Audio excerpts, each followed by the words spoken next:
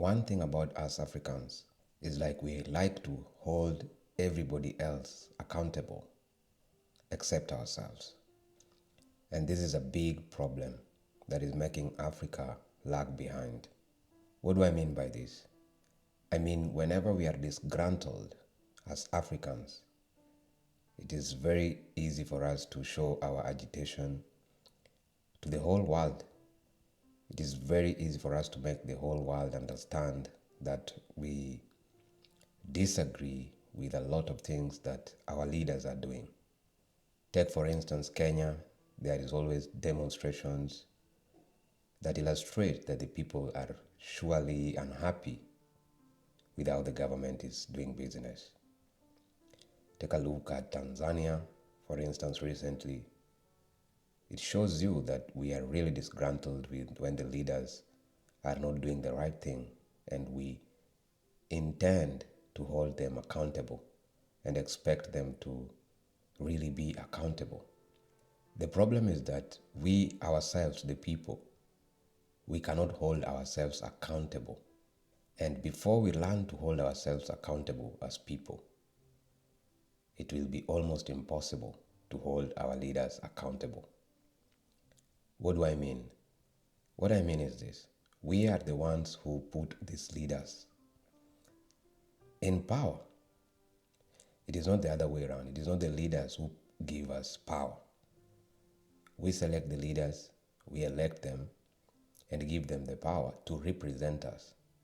So our leaders are like an average of who we are, the way we think, the things we like, the things we agree with. And so that is why it is very important for us to learn to be accountable at individual level. Let me break this down further so that we get to understand it. Because the most important thing is that we understand it and we share the information so that it can reach as many people as it can in Africa, so that we see the change that we want to see. Because the time is ripe for Africa to take its spot in the global spectrum. So this is how it happens. Our leaders go to foreign bodies to take loans and grants to come and do projects in our countries. So for instance, a president can go to the International Monetary Foundation, IMF, to borrow some money for development in Africa. And when the president comes back, he will use this money in what we call white elephant projects. These are projects that don't go anywhere. These are projects that are meant to embezzle funds. These are projects that are like corruption carriers. These are projects where they exaggerate the cost of things, they double the cost of things, they give themselves contracts, their own companies do these projects, so they continue to be rich and make money through corruption, which we all know is killing Africa, is eating Africa alive. So where does our accountability at individual level comes in this story? It comes in before the elections and during the elections.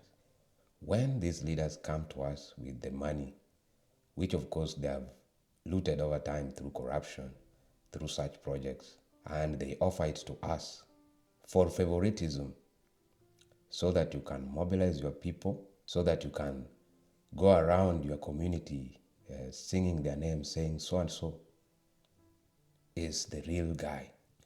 So they give you a token, say they give you, in Kenya for instance, they give you 5,000 Kenyan shillings because you are a vocal youth, or because you are a promising youth and they want to get hold of you.